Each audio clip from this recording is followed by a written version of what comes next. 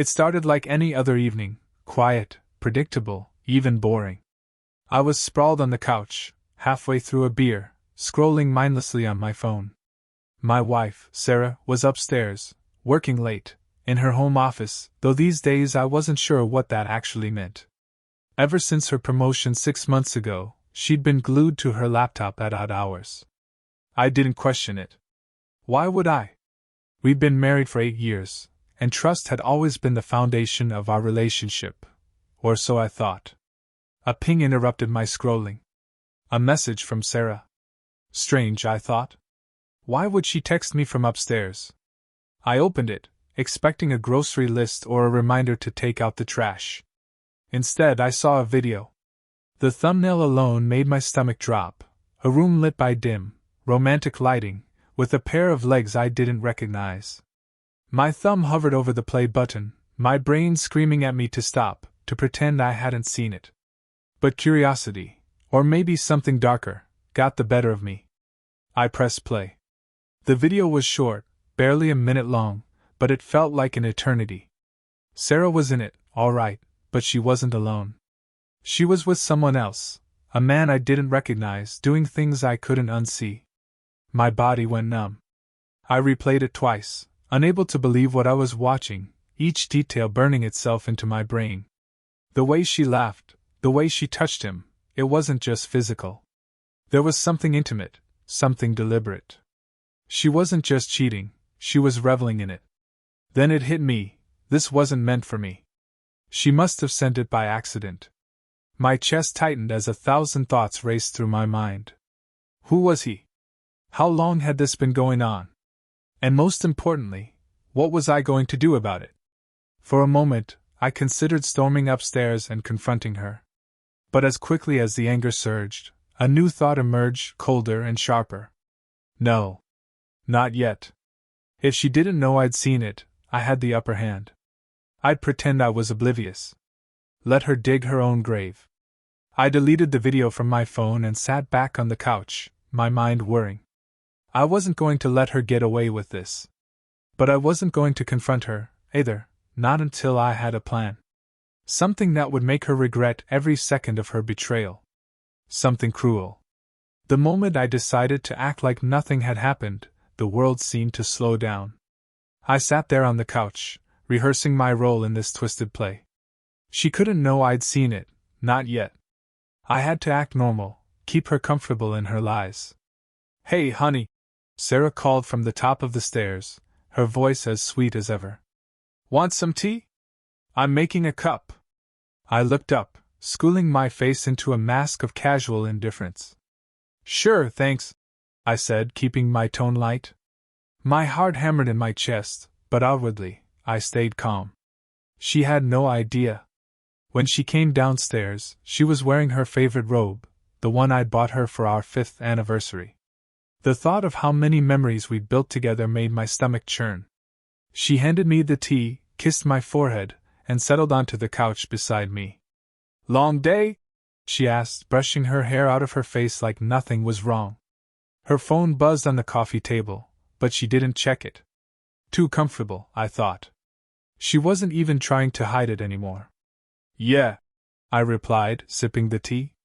My hand was steady, though it took every ounce of self-control not to throw the mug across the room.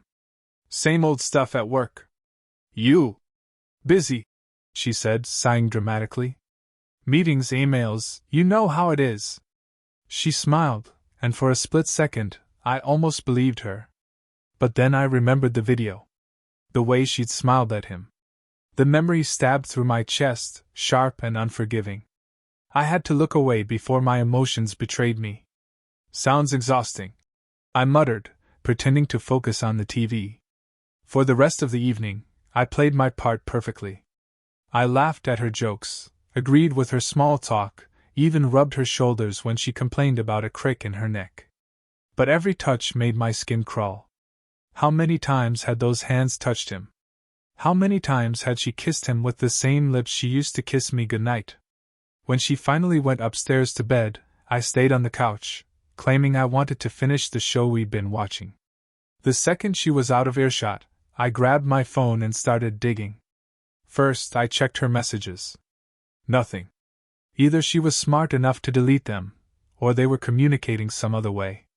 Then I checked her social media. Still nothing. She was good, I'd give her that. But I was better. Her phone buzzed on the coffee table again. My eyes darted to it. A notification lit up the screen, a message from someone named Evan. Just a first name, no photo. I felt a flash of satisfaction. This was my first breadcrumb. I didn't have the passcode to her phone, but I didn't need it. I'd wait for the right moment, maybe catch her entering it, or figure it out another way. For now, I had a name, and that was enough.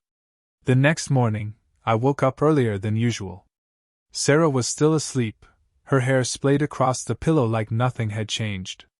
I stood in the doorway, staring at her, the woman I thought I knew. It was hard to reconcile the image of my wife with the person in that video. But the anger burned hot in my chest, fueling me. I wasn't going to let her break me. Not without consequences. By the time she woke up, I was already at the kitchen table, sipping coffee and scrolling through my laptop. She patted in, yawning and stretching like she didn't have a care in the world. "Morning," she said, leaning down to kiss me. I forced myself to let her. "Morning," I replied, smiling like nothing was wrong. As she made her breakfast, I casually brought up my day. "I'm thinking of working late tonight," I said. "Might grab drinks with the guys after. Don't wait up." She nodded, her back to me as she poured cereal into a bowl. "That's fine. I've got a ton of work to do anyway." "I bet you do," I thought bitterly. The plan was already forming in my mind. Tonight I'd start tracking her. I needed to know where she went, who she was meeting. It wasn't enough to know she was cheating, I needed proof. Proof I could use to tear her world apart. "By the way," I added, keeping my tone casual, "your phone buzzed a few times last night. Might want to check it." She froze for a fraction of a second. Just long enough for me to notice. Then she shrugged. "Probably work stuff," she said lightly. But when she sat down at the table, her movements were just a little too deliberate. She unlocked her phone quickly, glancing at the screen before putting it face down on the table. "Gotcha." That night, I left the house at 6 o'clock sharp, just like I said I would. But instead of meeting friends, I parked around the corner and waited. If she thought I was out drinking, she'd feel free to do whatever, or whoever, she wanted. Sure enough, by 7:15, she left the house. I trailed her at a safe distance, my headlights off. She drove across town, taking a route I didn't recognize, before finally pulling into the parking lot of a small, upscale hotel. My chest tightened as I watched her get out of the car, glancing around nervously before disappearing inside. I waited in the car, my fists clenched around the steering wheel. Part of me wanted to storm in there, confront her and whoever Evan was, demand answers. But that wasn't the plan. Not yet. Instead, I pulled out my phone and started recording, zooming in on the hotel entrance. This wasn't just about catching her. It was about building my case. Every lie, every betrayal, she was going to pay for all of it. I sat in my car outside the hotel, watching the minutes tick by on the dashboard clock. My hands itched to do something, text her, call her, burst through the front doors and demand she explain herself. But I couldn't let my emotions take over. If I wanted to destroy her, I needed to be smart. Strategic. I had to let her think she was still in control. The parking lot was half empty, dimly lit by flickering streetlights. Her car was parked near the entrance, and every time the automatic doors slid open, I held my breath, hoping to catch a glimpse of her or this Evan. But the minutes stretched into an hour, then two. I stayed glued to my seat, my phone in hand, waiting for the perfect opportunity. Finally, just after 9:30 p.m., the doors opened again. My pulse spiked as I saw her step outside, laughing softly, her hand brushing the arm of a man I didn't recognize. He was tall, well-dressed, and far too comfortable with my wife. I instinctively reached for my phone, switching to the camera and zooming in. I recorded every second. The way she leaned into him, her hand lingering on his chest. The way he held the door open for her as she slid into the passenger seat of his car. They pulled out of the parking lot, and I followed at a distance, my headlights still off. They drove to a quiet residential area, parking outside a sleek, modern townhouse. I watched them enter, my blood boiling as the door closed behind them. For a moment, I sat frozen, gripping the steering wheel so tightly that my knuckles ached. But this was no time for hesitation. I needed more evidence. I parked a block away, my heart pounding as I approached the house on foot. The curtains were drawn, but the faint glow of lights inside told me they were still there. I pulled out my phone, activated the voice recorder, and pressed it against the crack of a slightly open window. The voices inside were muffled, but I caught snippets, laughter, murmurs, and then something that shattered whatever resolve I had left.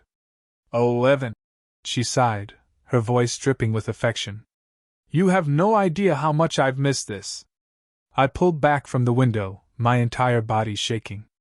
My mind screamed at me to storm in, to make a scene, to tear their little world apart. But I forced myself to step away. Not yet. Not like this. I'd come too far to let rage ruin everything. The next morning, I sat at the kitchen table, nursing a coffee and staring blankly at the wall. Sarah breezed in, humming to herself, the very picture of innocence. She kissed me on the cheek, her lips warm but meaningless. "How was your night?" she asked, her tone casual. I forced a smile. "Uneventful. Just hung out with the guys." "You?" She shrugged, pouring herself a glass of orange juice. "Worked late, then went to bed. Nothing exciting." Her lies rolled off her tongue so smoothly that I almost admired it. Almost.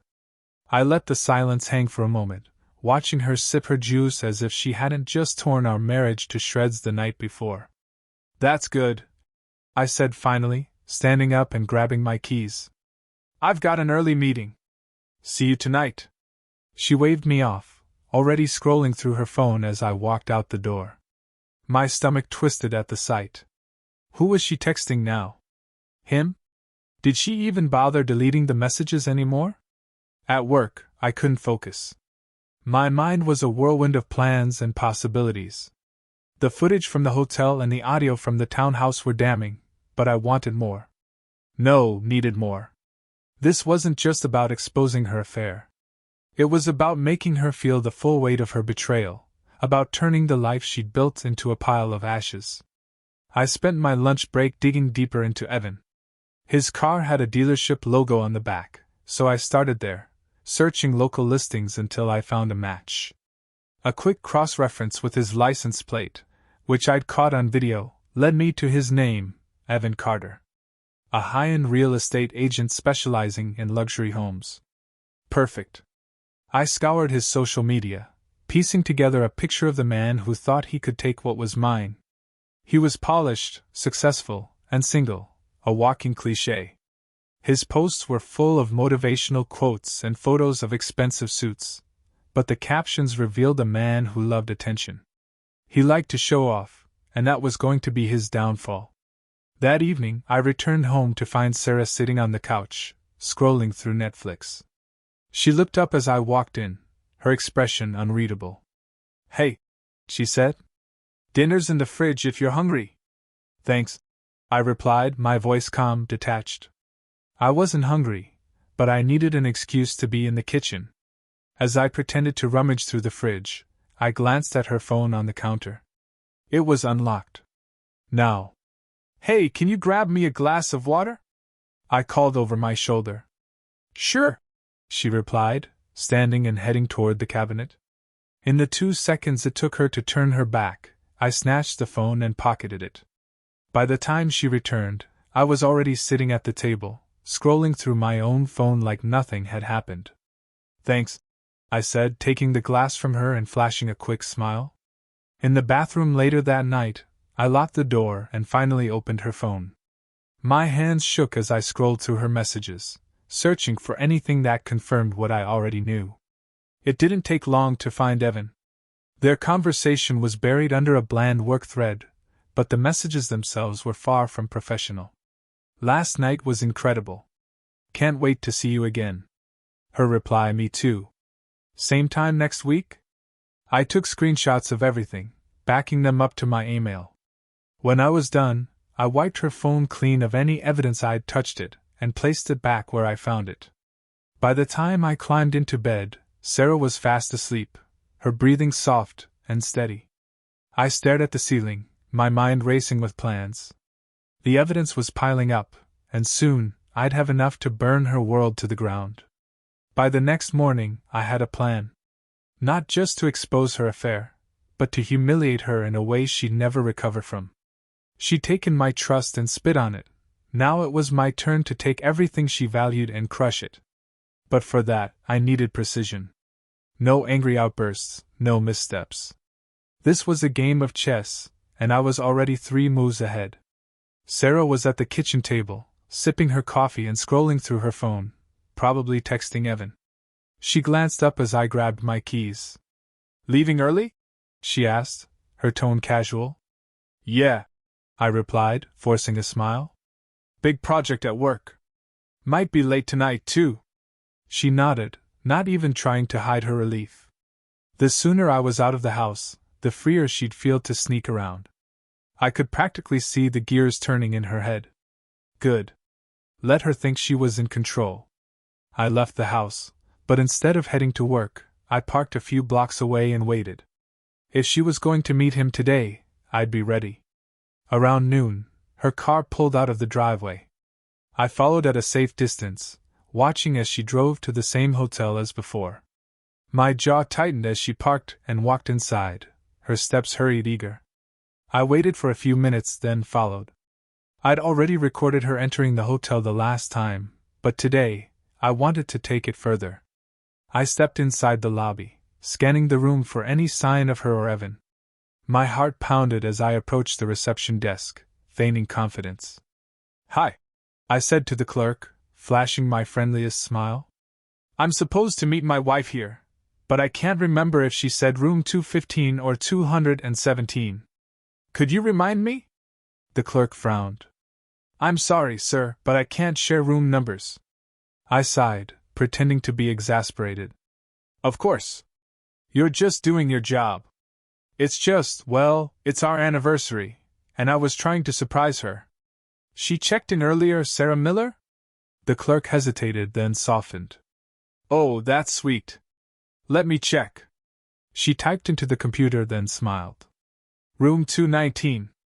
"Thank you so much," I said, my voice warm. Inside, I felt ice cold. I made my way up to the 3rd floor, my footsteps muffled by the thick carpet. When I reached room 219, I paused, pressing my ear to the door. Faint voices leaked through the wood, hers and his. I couldn't make out the words, but the tone was unmistakable. Laughter, flirtation, intimacy. My stomach churned, but I held steady. I pulled out my phone, turned on the camera, and hit record. At first, I filmed the door, capturing the room number and their voices. Then, with a quick glance to ensure the hallway was empty, I slid the phone under the door, angling it upward. The screen showed just enough, their legs, their movements. It was all I needed. After a minute, I retrieved the phone and walked away, my heart pounding with a mix of fury and adrenaline. This was more than enough. But I wasn't done yet. That evening, I returned home to find Sarah cooking dinner. The sight of her, humming to herself like she didn't have a care in the world, made my blood boil. I forced myself to smile, though it felt like a mask cracking at the edges. "How was your day?" she asked, glancing at me over her shoulder. "Busy," I said, keeping my tone light. "Yours?" She hesitated for a fraction of a second. "Pretty uneventful. Just work stuff." Liar. As we sat down to eat, I made a point of being attentive, asking about her day and laughing at her jokes. The more normal I seemed, the less she'd suspect. She was completely at ease by the time we cleared the plates, even kissing me goodnight before heading to bed. But I wasn't going to bed. Not yet. I pulled out my laptop and got to work. First, I edited the footage from the hotel, stitching it together with the screenshots of their texts and the audio I'd recorded from the townhouse. By the time I was done, I had a damning montage that left no room for doubt. Sarah's betrayal was undeniable, and I intended to make sure everyone knew it. Next, I set up a series of email drafts addressed to key people in her life, her boss, her closest friends, even her mother.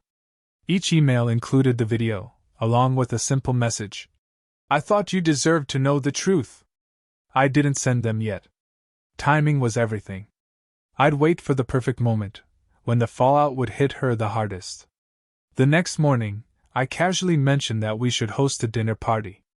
Sarah lit up at the suggestion, clearly thrilled that I was acting like my old self again. That's a great idea, she said, already rattling off a list of people to invite. It's been too long since we had everyone over. I nodded, hiding my smirk. A dinner party was the perfect setting to drop the bombshell. Everyone she cared about would be there, and there'd be no escaping the truth. By the time the party rolled around a week later, I had everything in place. The emails were queued, the evidence was ready, and I was calm, almost eerily so. Sarah, oblivious as ever, flitted around the house, greeting guests and playing the perfect hostess. As the evening wore on, I waited for the right moment. When the room was full of laughter and conversation, I stood up, tapping my glass to get everyone's attention. Can I have a moment? I said, my voice steady. I just wanted to say how grateful I am for all of you, for being here, for supporting Sarah and me over the years. It means a lot. Sarah beamed at me, her eyes shining with affection. For a second, I almost faltered. Almost. And because you've all been such a big part of our lives, I continued, I think it's only fair that you know the truth about what's been happening in our marriage. The room fell silent. Sarah's smile froze, her face paling as she realized where this was going. I've put together a little video, I said, pulling out my laptop and connecting it to the TV. Sarah, I think you'll find this illuminating. The room was thick with anticipation as the video began to play. All eyes were on the TV, where the opening footage, the hotel entrance with Sarah and Evan walking arm in arm, set the tone. Gasps rippled through the room as the scenes unfolded, text exchanged, laughter shared, the damning footage from under the door. I watched the faces around me turn from confusion to shock, then disgust. And then there was Sarah. She was frozen in her seat, her wine glass trembling in her hand. Her face drained of color as the truth unfurled for everyone to see. The quiet murmurs from our friends and family cut through the silence like knives. Is this real? Someone whispered. Oh my God, Sarah! Sarah shot out of her chair, her voice cracking as she said, Stop this! Right now! I ignored her, my face impassive as I let the video play to its humiliating conclusion. When it finally ended, I stood up and faced the room. I'm sorry you all had to see that, I said calmly. But I thought you deserved to know the truth. This is what Sarah has been doing behind my back for months. And Evan Carter? Well, I'm sure his high-end real estate clients will find this equally enlightening. Her mother's gasp echoed in the room. Sarah's sister muttered something under her breath before storming out. One of her friends tried to stand, as if to defend her, but couldn't find the words. Daniel! Sarah screeched, her voice rising with desperation. How could you do this to me? How could you do this to us? I shot back, my voice cold. Don't play the victim now, Sarah. You made your bed, literally. And now everyone knows it. The guests left quickly, murmuring their awkward apologies as they shuffled out the door. Even her closest friends avoided her gaze. Sarah stood in the middle of the living room, trembling, her face streaked with tears. How could you humiliate me like that? She choked out once we were alone. Humiliate you? I said, laughing bitterly. You did this to yourself, Sarah. I just made sure everyone saw you for who you really are. I was going to tell you, she cried, her voice breaking. When? After you brought Evan to one of these dinners? Don't insult my intelligence. Her defenses crumbled. She sank into the couch, sobbing into her hands. I felt nothing, not pity, not anger, not even satisfaction. Just cold detachment. I'll be staying with my brother tonight, I said, grabbing my coat. When I get back, I expect you to be gone. I didn't stay with my brother, though. Instead, I drove to a hotel a few miles away and sat in the dim room, staring at my phone. The emails I'd queued earlier in the week were still waiting, one click away from delivery. They weren't just going to Sarah's boss and family. Oh no, I'd sent a few to Evan's World as well. His brokerage firm, his biggest clients, even his mother, every key figure in his life was about to learn exactly who he was. I hovered over the send button, thinking about the chaos this would unleash. And then I pressed it. By the next morning, the fallout was already in motion. Sarah's phone started blowing up with calls and messages. I ignored her, letting the texts pile up unread. I didn't care what she had to say anymore. Instead, I focused on the aftermath. Her boss called me that afternoon, apologizing profusely for the unfortunate situation, and assuring me that they'd be reviewing Sarah's position. As for Evan, his social media had gone dark. Comments on his last few posts were vicious, his polished image crumbling under the weight of the scandal. It wasn't just about revenge anymore. It was about erasure. I wanted them both to feel what I felt, like their entire world had been ripped out from under them. That evening, I returned to the house. Sarah was still there, her bags packed and sitting by the door. She looked up at me as I entered, her face a mix of shame and desperation. "I'm sorry," she whispered. "Save it," I said, brushing past her. "Daniel, please. I'll do anything to fix this. Just tell me what to do." I turned to her, my expression blank.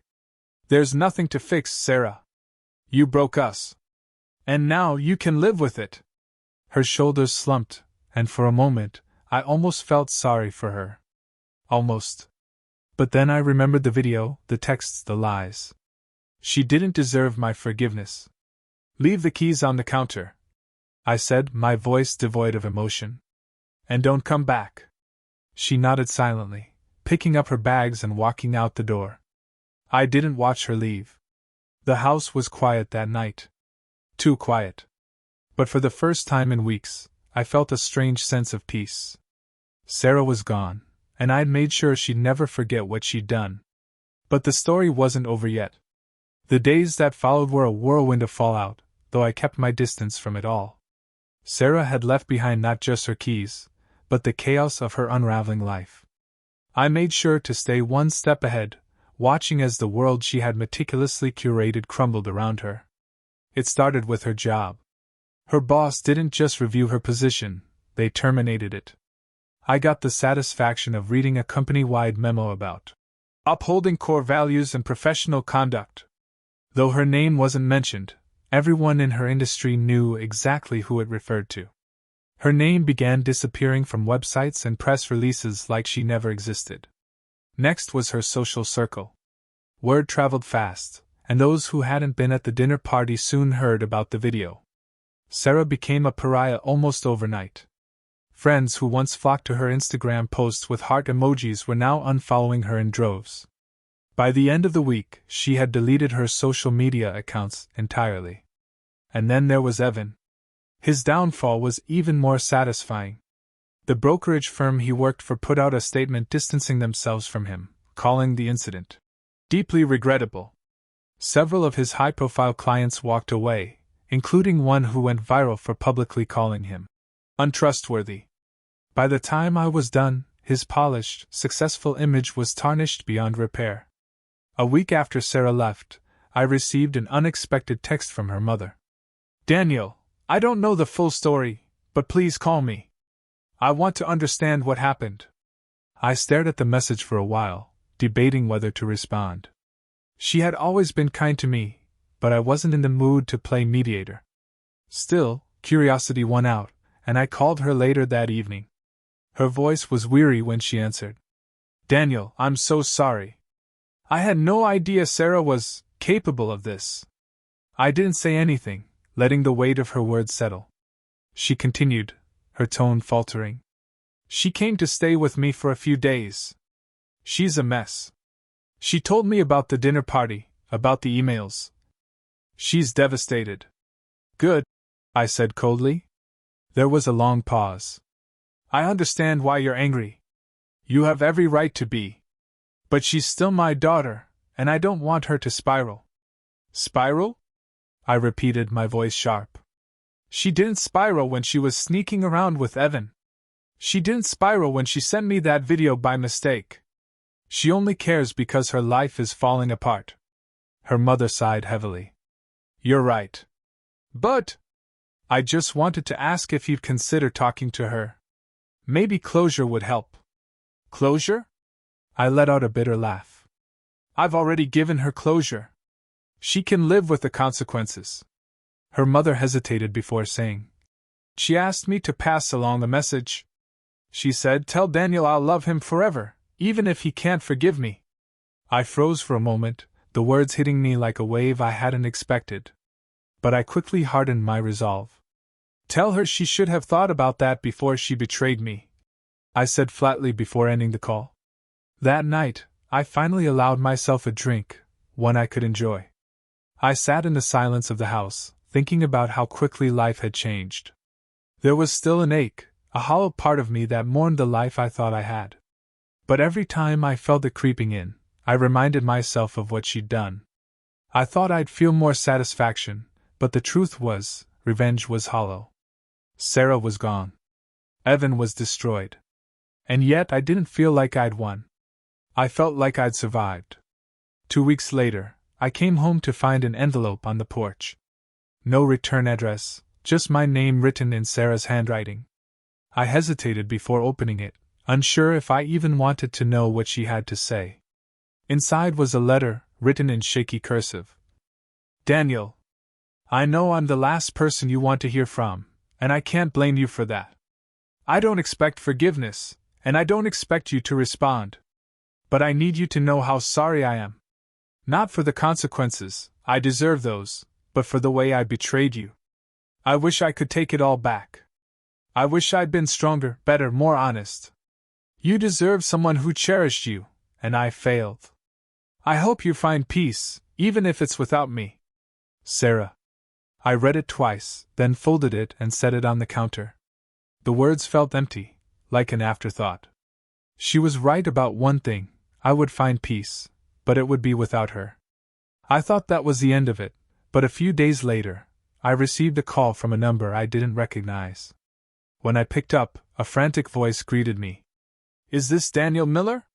Yes. Who's this? This is Amanda Carter. I'm Evan's ex-wife. The name hit me like a jolt of electricity. What do you want? I asked, my tone guarded. I need to know. Did you send that video to everyone? I hesitated. I sent it to the people who needed to see it. Why? She sighed, her voice cracking. Because my kids saw it. My kids. They're in high school, and someone sent it to them. Evan's been banned from seeing them for now. I needed to know who did this. A strange mix of emotions swirled in me, vindication, guilt, and something darker. I hadn't considered the collateral damage. I'm sorry your kids got dragged into this, I said finally. But your ex should have thought about that before he wrecked my marriage. She was silent for a long moment before saying, I hope this was worth it, Mr. Miller. I really do. The line went dead. That night, as I lay in bed, her words replayed in my mind. Was it worth it? Had I gone too far? But every time I questioned myself, I remembered the video, the lies, the humiliation. Yes, it was worth it. And it wasn't over yet. The days after Amanda Carter's call were quieter, but not peaceful. Her words echoed in my mind, gnawing at the edges of my thoughts. I hope this was worth it. I convinced myself it was. Sarah's betrayal deserved nothing less than what I'd done. And yet there was a part of me I couldn't silence, a whisper of doubt, questioning whether I'd burned too much in my pursuit of vengeance. One morning, while sipping my coffee, I noticed a letter in the mail addressed to me. The handwriting was neat, unfamiliar, and when I opened it, I immediately felt my pulse quicken. Mr. Miller. My name is James Whitaker. I'm a private investigator, hired by Evan Carter. He's pursuing legal action for defamation and emotional distress caused by the distribution of private footage involving your wife. If you'd like to avoid escalation, I strongly suggest we discuss this matter. Please contact me at the number below. Sincerely, James Whitaker. I slammed the letter onto the counter, my chest tightening with anger. The audacity of that man, Evan. He wasn't content with ruining my marriage. Now he wanted to paint himself as the victim? My first instinct was to ignore it. Let him try. He'd have to crawl out of the wreckage I left him in before he could even think of legal action. But a flicker of caution stopped me. I needed to make sure my bases were covered. That evening I met with my lawyer, an old friend who owed me more than a few favors. I handed him the letter, my jaw tight with tension. Defamation? He said, scanning the page. That's a stretch, given everything you've got on him. So I'm safe? I asked, though the question tasted bitter in my mouth. He set the letter down and leaned back, his expression thoughtful. Legally? Probably. But it depends on what you send out. If there's anything that could be construed as revenge porn, even unintentionally, he might have a case. You said you shared a video? I nodded slowly. Who did you send it to? I listed the recipients, Sarah's boss, Evan's clients, a few key figures in their lives. My lawyer's eyes narrowed.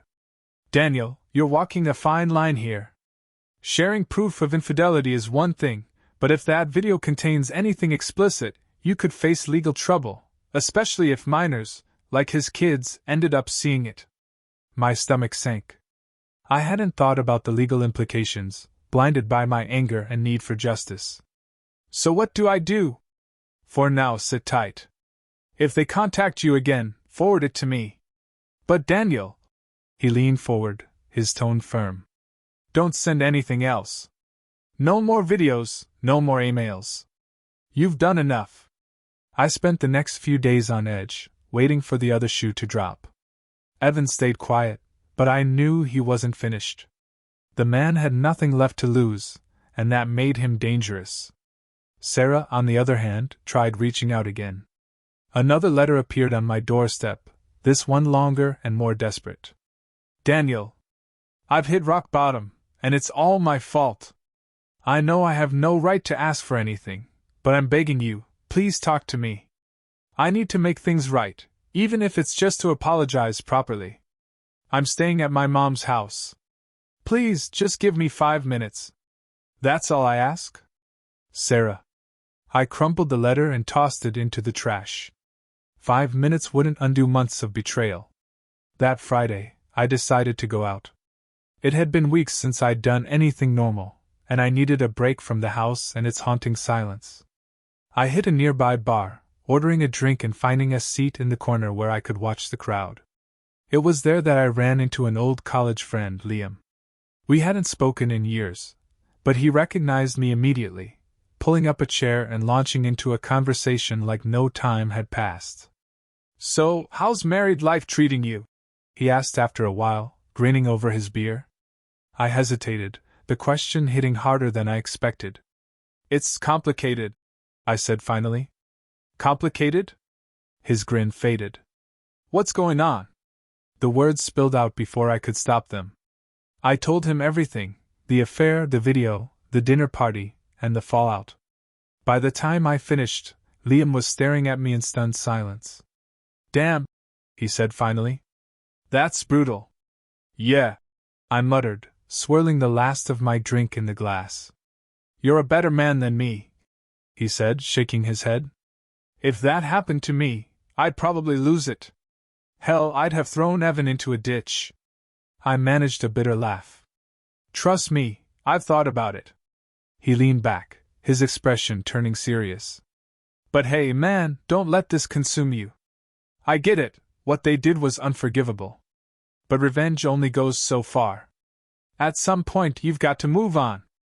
Otherwise, they win. His words stuck with me as I drove home that night.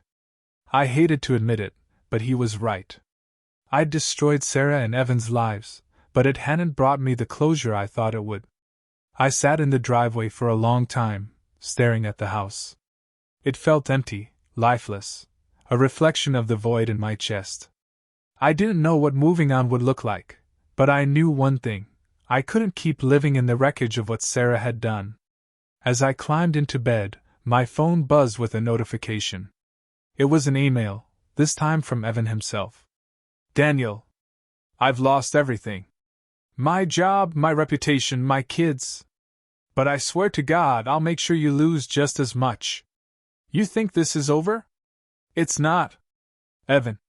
I stared at the screen, the words blurring as a cold wave of anger swept over me. No, Evan.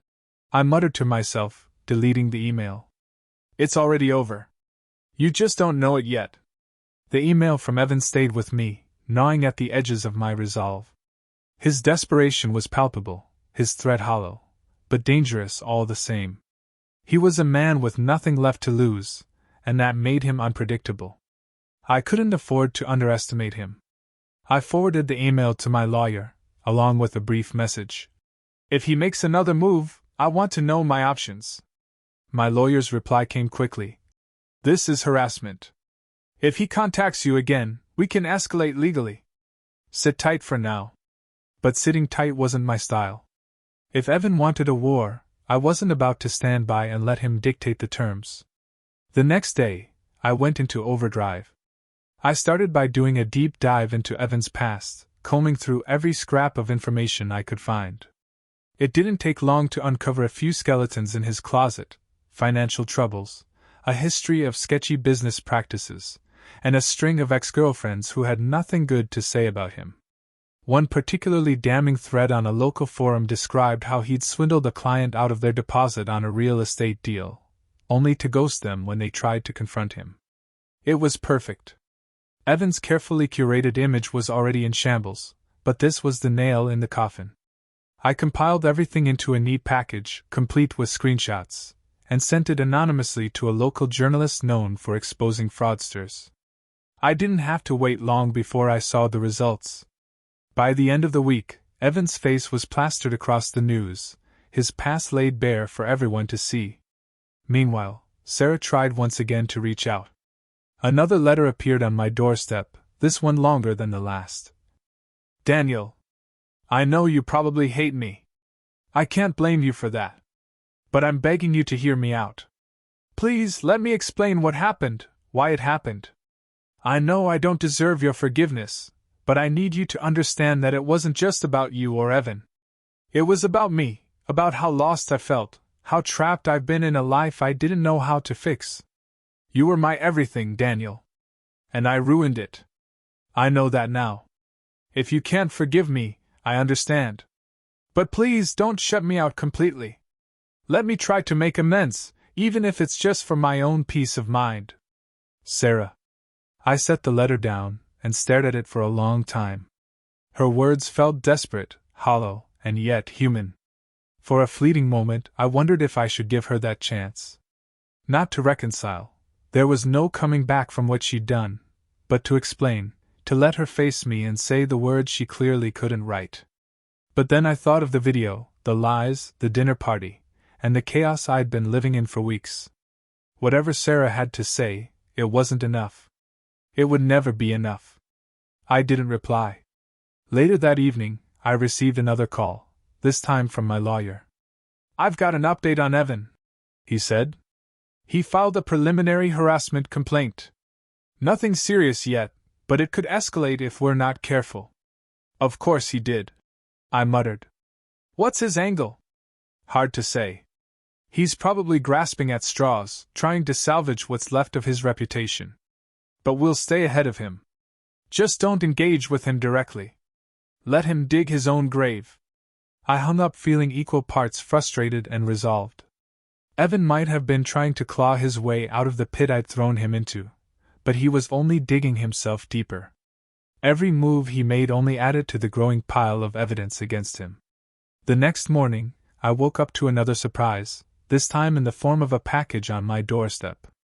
No return address, no note, just a plain brown box. I brought it inside cautiously, half expecting it to explode. When I opened it, I found a thick stack of documents and a USB drive.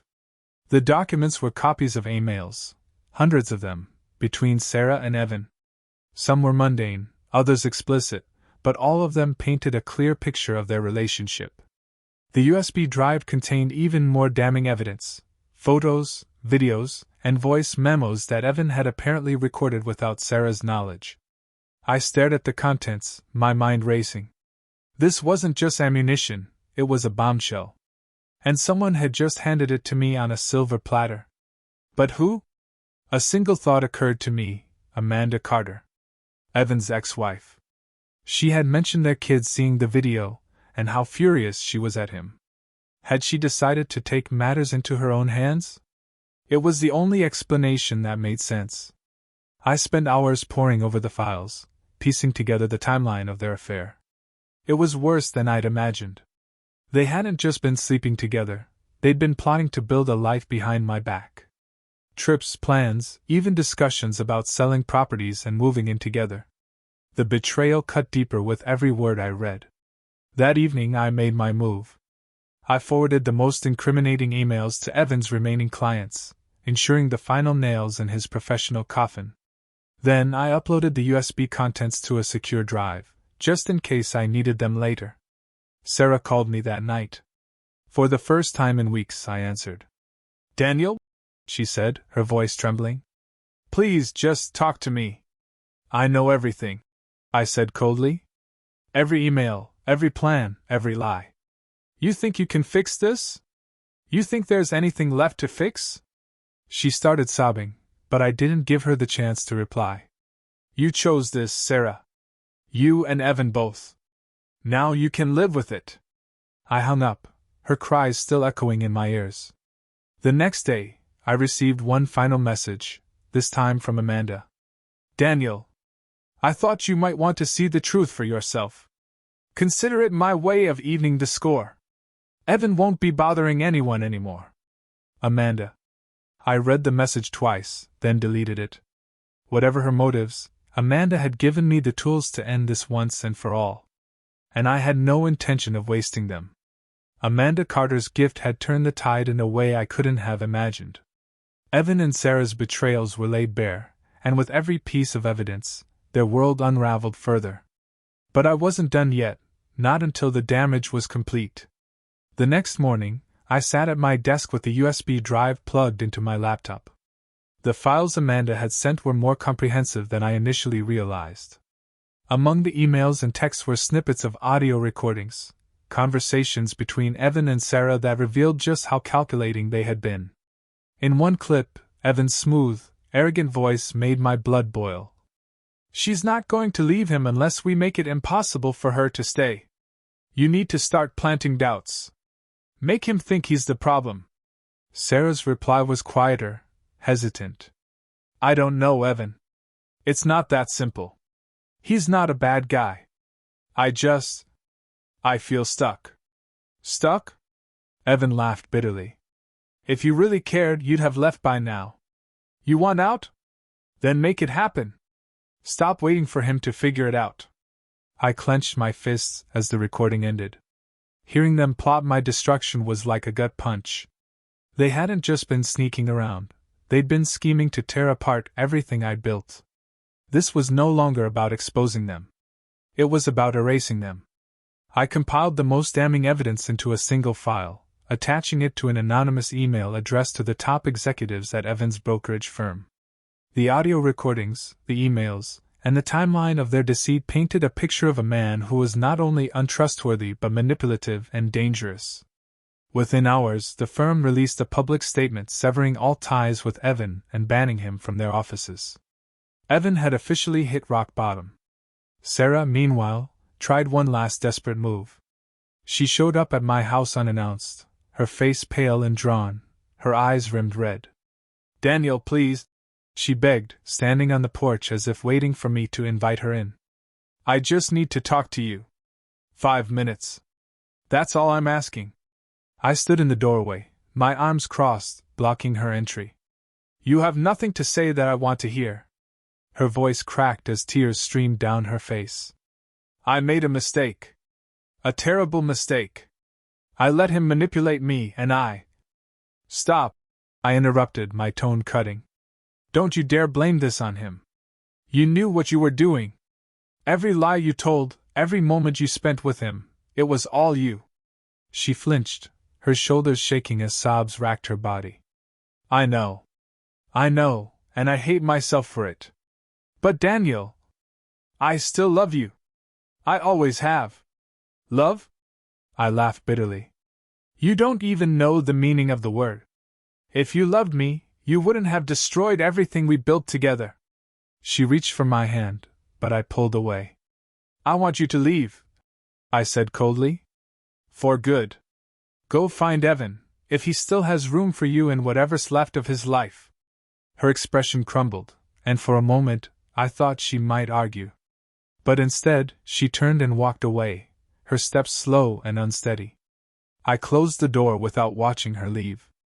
That evening, I received another email from Amanda. This time, it included a link to a local news article. The headline read, Former real estate mogul Evan Carter faces mounting legal and personal troubles. I clicked on the article, scanning its contents with grim satisfaction. Evan's financial misconduct had come to light, and several former clients were preparing lawsuits against him. His license had been suspended pending investigation, and his reputation was in ruins. At the bottom of the article was a single sentence that made me pause. Evan Carter has not responded to requests for comment and is reportedly seeking professional help for personal issues. A flicker of unease stirred in me. Professional help? Had I pushed him too far? The thought was fleeting, drowned out by the satisfaction of knowing he was finally facing the consequences of his actions. Over the next few weeks, the chaos began to settle. Sarah stopped contacting me, and Evan disappeared from public view entirely. The house, once filled with the weight of her lies, felt lighter. But it wasn't over, not completely. One evening, as I sat on the couch, scrolling through my phone, a notification popped up. It was an email from Amanda. Daniel, Evan checked himself into a rehab facility. I thought you'd want to know. He won't be bothering you again. As for Sarah, she's staying with her mother. I don't know if you care, but she seems broken. I hope this brings you some closure. It's the least you deserve. Amanda. I stared at the email for a long time before closing it. Closure. It was such a simple word, but it felt impossibly far away. A few days later, I received one last unexpected delivery: divorce papers. Sarah had signed them without contest, leaving everything to me: the house, the assets, even her share of the savings. It was as if she wanted to disappear completely, to erase herself from my life. And maybe that was for the best. That night, I stood in the living room, looking around at the empty space. The silence was heavy, but it didn't feel suffocating anymore. For the first time in weeks, I allowed myself to breathe. The war was over. The months after Sarah's departure passed quietly, though the echoes of what happened still lingered in the background. The house felt different, emptier, but not in a way that made me ache. It was a clean slate, and for the first time in years, I felt like I could start again. I threw myself into my work, rebuilding the parts of my life that Sarah had unraveled. The weight of the betrayal lessened with time, though it left scars I'd carry forever. Some days I would catch myself replaying the events in my mind, the video, the dinner party, the emails, and wonder if I could have handled things differently. But those thoughts never lingered for long. What was done, and I had no regrets. Evan, as Amanda had promised, disappeared entirely. I heard through mutual contacts that he'd lost everything: his career, his social standing, even access to his kids. Rumor had it he was living out of a small rental, far from the luxury he once flaunted. He was a ghost, a reminder of what happens when you live your life on borrowed integrity. Sarah, too, faded from my world. After signing the divorce papers, she moved to another city, according to her mother. I didn't ask for details. I didn't want to know. The woman I'd once loved was gone, replaced by someone I no longer recognized. One evening, I found myself sitting on the back porch, a glass of whiskey in hand as I watched the sun dip below the horizon. The air was still, heavy with the hum of cicadas. I thought about the life I'd built with Sarah, the good memories that now felt tainted. But for the first time in a long time, the thought didn't fill me with anger. It just felt distant. The truth was, I didn't miss her anymore. Not the woman she had become, at least. What I missed was the version of us I thought was real, the laughter, the partnership, the love. But those things had been an illusion, and now that I'd peeled back the curtain, I was finally free. A week later, I received an unexpected package. It was from Amanda. Inside was a single envelope and a handwritten note. Daniel, I debated sending this, but I thought you deserved to know. Sarah wrote this before she left. I found it while clearing out some of Evan's things. Whatever you choose to do with it, I hope it helps you move forward. Amanda. I stared at the envelope for a long time before opening it. Inside was a letter from Sarah, dated shortly after the dinner party. Her handwriting was shaky, her words uneven. Daniel, if you're reading this, I've already left. I couldn't stay, not after what I did, and not after what you showed me. I don't know if you'll ever forgive me. Honestly, I don't know if I deserve forgiveness. But I need you to understand that everything I did, the lies, the betrayal, it wasn't because of you. It was because of me. I lost myself somewhere along the way, and instead of trying to fix it, I took the easy way out. You were a good husband. A good man. And I threw it all away for something that meant nothing. I'll regret that for the rest of my life. I hope you find someone who sees the good in you, someone who values you in the way I should have. You deserve happiness, Daniel. You always did. Sarah. I read the letter twice, then set it down on the counter. Her words stirred something in me, not forgiveness, not anger, but closure. For the first time, I felt like I could let go of the weight I'd been carrying. The days turned into weeks, and the weeks into months. Life didn't go back to what it was before, it never could, but it moved forward. I started seeing someone new, a colleague I'd known for years but never thought about in a romantic way. She was kind, funny, and genuine, and for the first time in a long time, I felt hopeful. One evening, as we walked along a quiet trail, she asked me about my past. I hesitated, unsure how much to share. But then I realized I didn't need to hide it.